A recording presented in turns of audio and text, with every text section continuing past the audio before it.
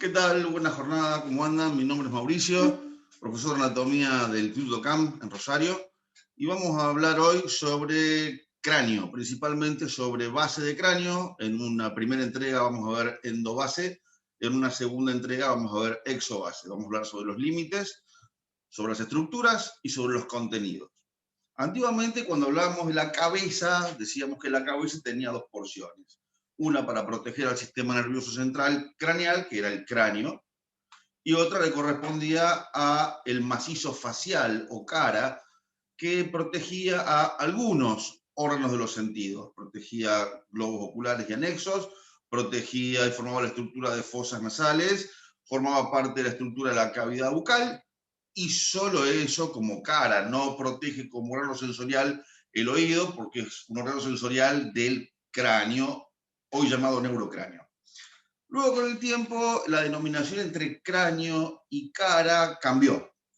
Y hoy llamamos a la cabeza o cráneo, la llamamos de dos formas y la dividimos en dos formas diferentes. La porción del cráneo que aloja el sistema nervioso es el neurocráneo, que lo dividimos después en calota o bóveda y base de cráneo. Y lo que antiguamente llamábamos cara, hoy lo conocemos con el nombre de esplagmocráneo o viscerocráneo. Esplagno quiere decir víscera.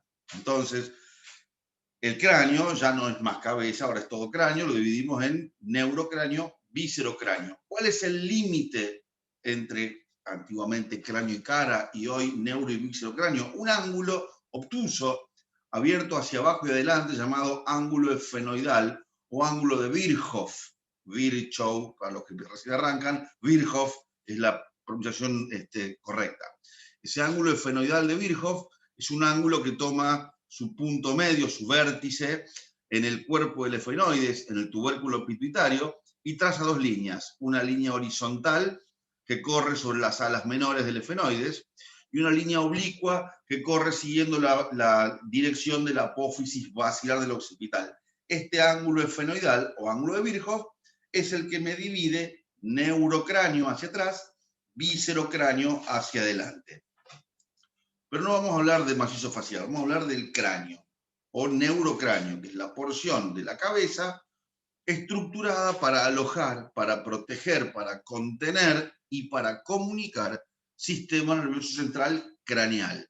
Dentro del neurocráneo se aloja el encéfalo, dividido en telencéfalo o cerebro y diencéfalo. Se aloja el cerebelo en fosa posterior y se aloja las dos primeras porciones del tronco encefálico, mesencéfalo y protuberancia. Ahora bien, a este neurocráneo lo vamos a dividirlo en dos, trazando una línea oblicua que va de adelante atrás y de arriba hacia abajo.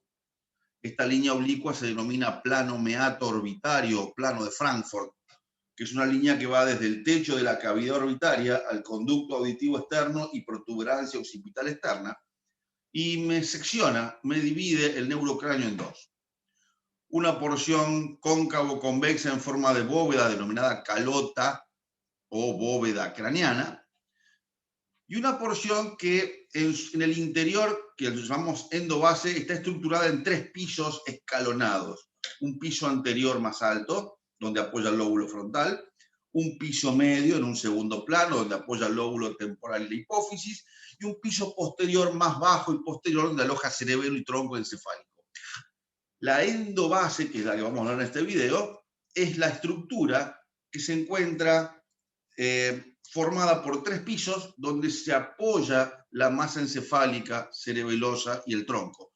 No solamente se apoya el sistema nervioso central, sino que vamos a ver que hay una serie de orificios y de accidentes óseos que permiten o el pasaje de nervios, o el pasaje de vasos, o el alojamiento de vísceras, o el anclaje de duramadre.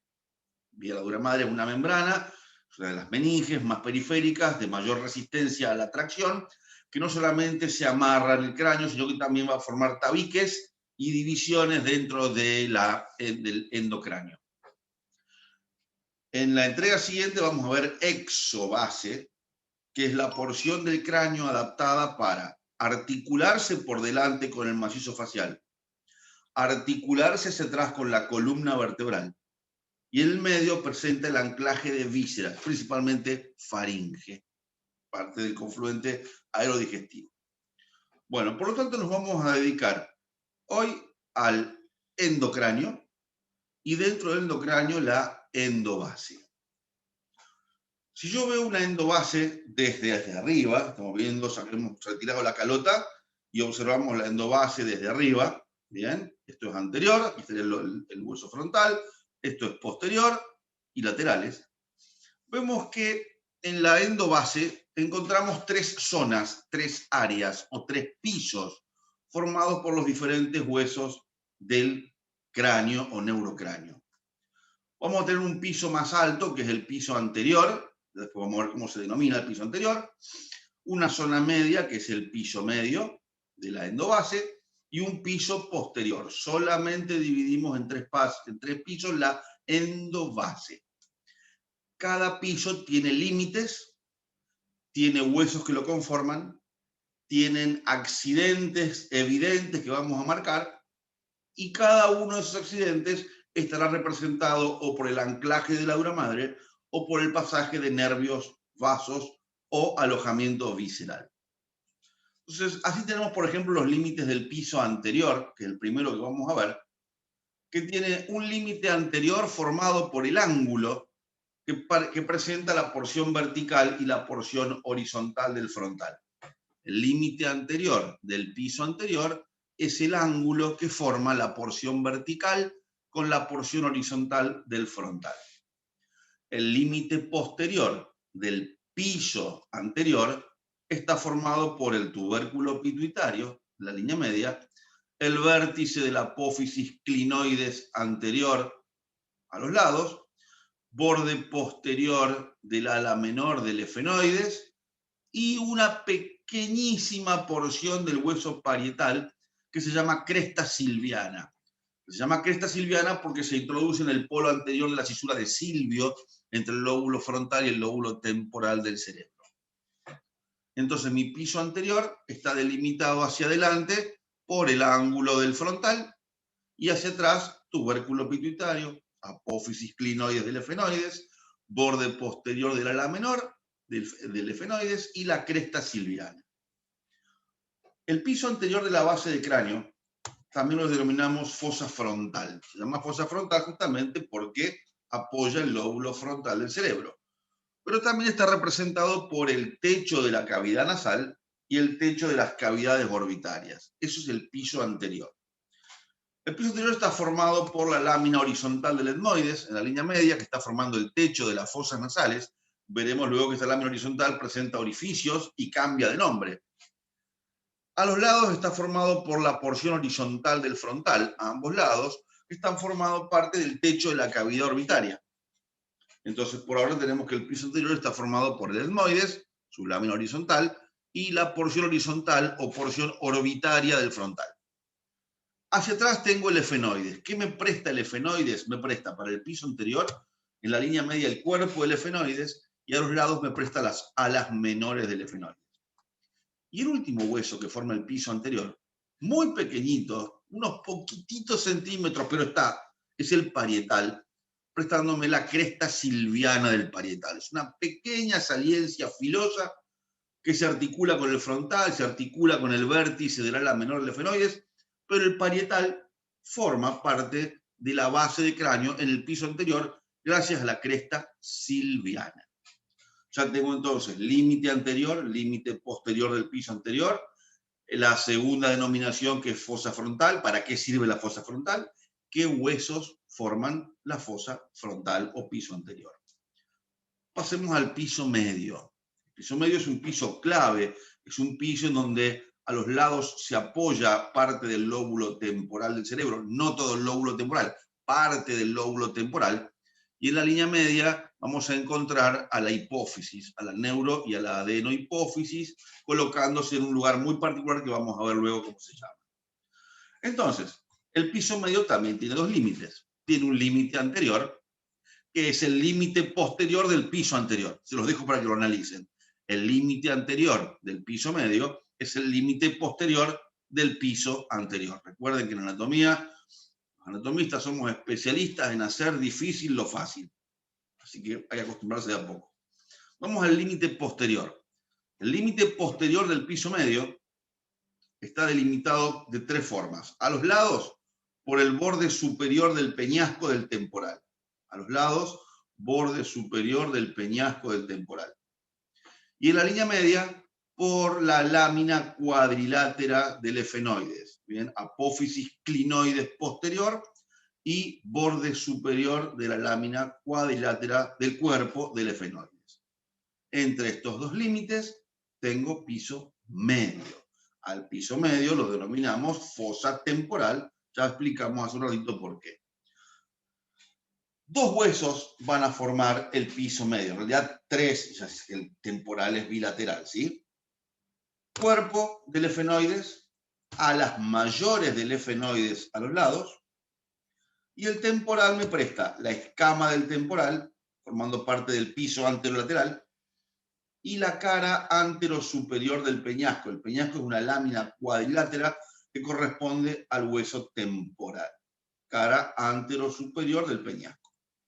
Ya tengo los límites del piso medio, la segunda denominación del piso medio, qué huesos o qué porciones del hueso forman cada piso. No basta con decir, sí, el temporal y el parietal. No, no, qué parte del temporal, qué parte del efenoides, qué parte del frontal forman cada piso. Y por último, el piso más bajo, que es un piso posterior y es el escalón inferior, llamado piso posterior, que tiene dos límites. Un límite anterior, formado por el límite posterior del piso medio. Borde superior del peñasco, lámina cuadrilátera del efenoides. El límite posterior del piso posterior está formado por una línea curva, representada en la línea media por la protuberancia occipital interna y a los lados por el canal del seno lateral. Este es el límite posterior del piso posterior. De este límite hacia arriba escalota y forma la fosa cerebral para el lóbulo occipital del cerebro. De esta línea hacia abajo formamos la fosa cerebelosa para los hemisferios cerebelosos y el vermis del cerebelo, separada por un repliegue de dura madre llamado tienda del cerebro. Esta va a ser mi piso posterior o fosa posterior. Cuando hablamos de fosa posterior, hablamos de piso posterior de la endobase. Y ahí vamos a estar formados también por el efenoides, una parte muy pequeñita que se articula con la apófisis basilar del occipital, con la cara posterior del cuerpo del efenoides. El segundo hueso que forma el piso posterior es el occipital, que tiene la apófisis basilar, el agujero magno, y esto llamado escama del occipital. Y por último, la cara posterior del peñasco, a ambos lados. Bien, perfecto. Ya tengo los tres pisos, sus límites correspondientes, los huesos que forman cada piso y qué parte de cada hueso forma cada piso. Vamos a analizar ahora qué accidentes tengo en cada piso y para qué sirven. Y comencemos con el piso anterior de la base de cráneo. Siempre vamos a describir en forma ordenada. Vamos a describir siempre desde adelante hacia atrás y de la línea media al lateral. Por ahí tengamos algún que otro salto, pero para que se vea la imagen. Entonces vamos a comenzar con los elementos de la base de cráneo, de la endobase, piso anterior. ¿Qué encontramos de adelante atrás? El primer elemento que vamos a encontrar es un agujero llamado agujero ciego. Un agujero es una solución de continuidad circular que comunica con dos lugares. Esto es un agujero. Ahora, un agujero ciego es un bolsillo. Es un agujero que tiene un orificio de entrada, pero no tiene orificio de salida. Es como si fuera un bolsillo de un pantalón, ¿bien? Tiene un fondo. Por eso se llama agujero ciego.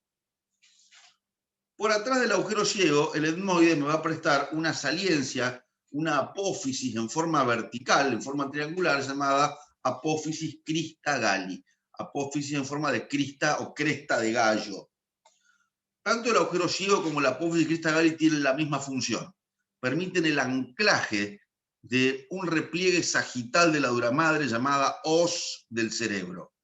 La hoz del cerebro es una lámina sagital que separa los dos hemisferios cerebrales y en el agujero ciego se ancla la raíz de la dura madre para que no pueda salir y en la apófisis cristagali se ancla parte del borde inferior de esa hoz del cerebro. Entonces, apófisis cristagali y agujero ciego para el anclaje de la hoz del cerebro.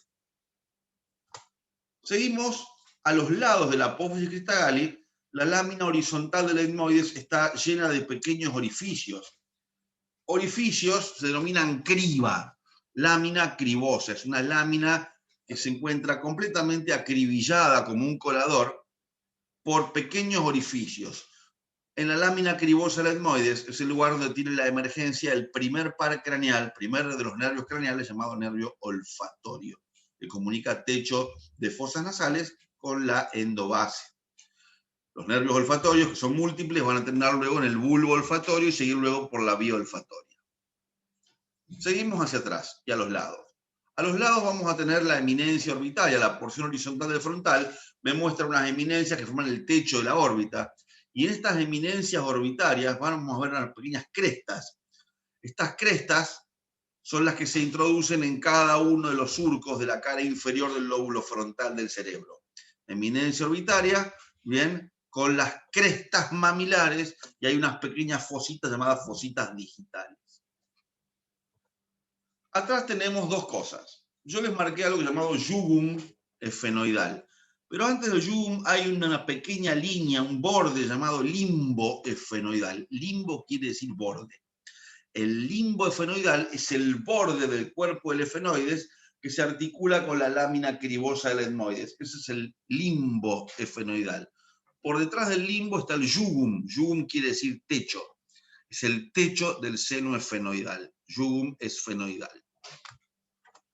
Seguimos y vamos a tener entre las dos raíces del ala menor del efenoides el conducto óptico. Acuérdense que un agujero, a diferencia de un conducto, un agujero es un orificio que tiene bordes, un conducto es un orificio que tiene paredes.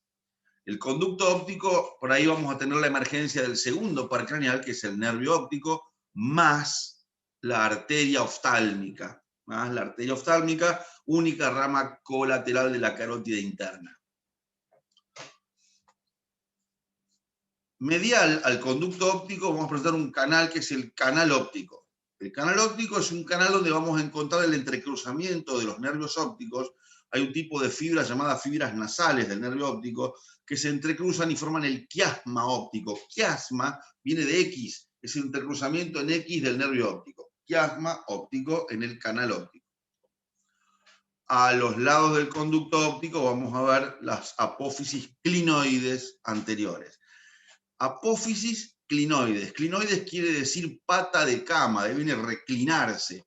Son dos pares, o a veces hay tres pares de apófisis clinoides. Clinoides anteriores en el ala menor del efenoides, clinoides posteriores en la lámina cuadrilátera, y a veces existen las clinoides medias, donde se va a amarrar otro tabique de dura madre que se llama tienda de la hipófisis. Es como el techo donde en el medio se inserta el tallo hipofisario. Las apófisis clinoides, anteriores, medias, si existen, y las posteriores, lo que hacen es permitir el amarre de la dura madre que forma la tienda hipofisaria, y hay un seno venoso llamado seno coronario.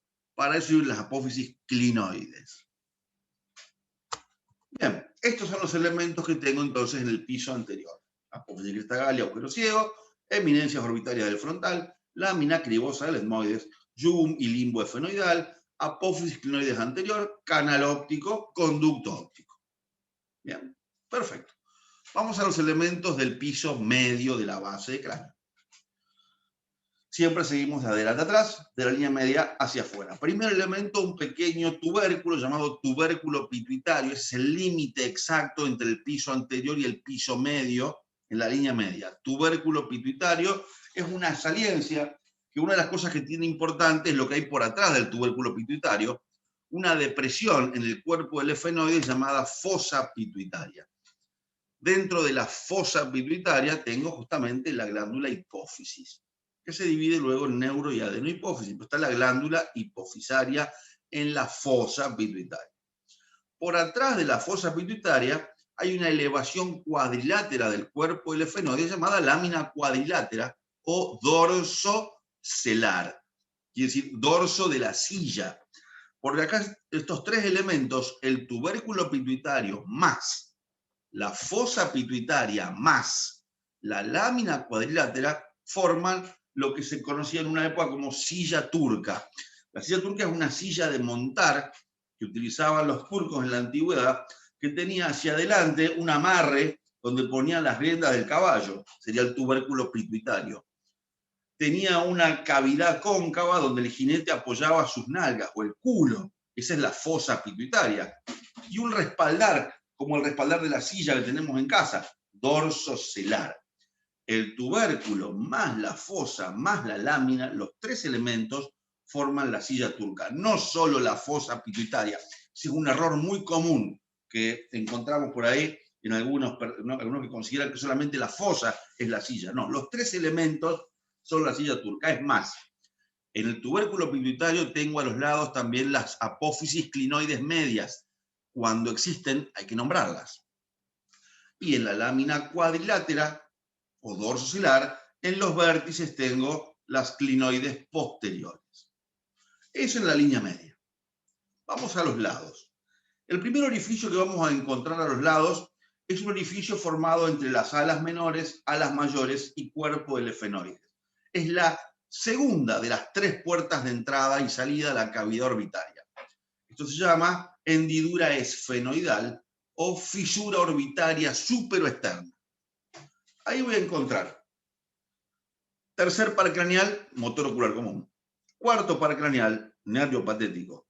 Las tres ramas terminales del nervio oftálmico del trigémino, nervio frontal, lagrimal, ¿bien? Y nervio nasal, ¿bien? Esos son los elementos que pasan por la hendidura esfenoidal. Tercer par, cuarto par, sexto par, y las ramas terminales del nervio oftálmico del quinto par. Por atrás, otro conducto denominado conducto redondo mayor, que comunica la fosa temporal, o sea, comunica el piso medio de la base de cráneo, con el trasfondo de la fosa arterigo-maxilar. Pues tendrán que estudiar qué es eso. Por ahí sale la segunda rama del nervio trigémino, que es el nervio maxilar superior, conducto redondo mayor. Por atrás del conducto redondo mayor tengo el agujero oval, que comunica el piso medio de la base de cráneo con el espacio o región interpterigoidea. Por el agujero oval sale la tercera rama del nervio trigémino, que es el nervio mandibular, más una arteria, que es la arteria meningia menor, que es una rama colateral de la arteria maxilar interna. Por atrás del agujero oval, un orificio pequeñito que solamente pasan vasos arteriales, denominado agujero redondo menor o foramen espinoso, donde pasa solamente una arteria, que es la arteria meningia media, otra de las ramas de la arteria maxilar interna, que se imprime luego en la cara interna de la calota. ¿Qué más encontramos en el piso medio? Vamos a encontrar el orificio o conducto o agujero rasgado anterior. El término correcto es orificio o conducto rasgado anterior, ¿no? Un agujero rasgado es un orificio que está elongado. El rasgado anterior se divide en dos partes. Se divide en conducto carotidio para la arteria carótida interna y el plexo pericarotidio, que es lo único que veo aquí en la endobase. Y la segunda parte del rasgado anterior es el conducto tubario para la trompa de Eustaquio, que es un conducto que comunica caja del tímpano con rinofaringe. Esa parte del rasgado la vamos a ver en la exobase, no se ve en la endobase, pero todo es el rasgado anterior. Muy bien. Hay un orificio más que se ve en la endobase, en el piso medio, que se encuentra en la cara anterosuperior del peñasco, ¿bien? Que se denomina hiato de Falopio. Y a veces hay un agujero chiquitito llamado hiato accesorio. Por el hiato de Falopio emerge una rama colateral del nervio facial del séptimo par, que es el nervio petroso superficial. ¿Bien? Agujero o hiato de Falopio para el nervio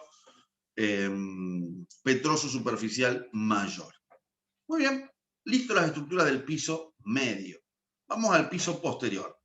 Aquí vamos a encontrar, siempre de adelante para atrás, en la línea media, el clivus o canal basilar. El canal basilar es un canal formado por la fusión, por la articulación entre la apófisis basilar del occipital con la cara posterior del cuerpo del efenoides. Esa es una articulación que en el niño se llama sincondrosis efenobasilar y en el adulto es una sinostosis efenobasilar. Espero que ya hayan repasado clasificación de articulaciones.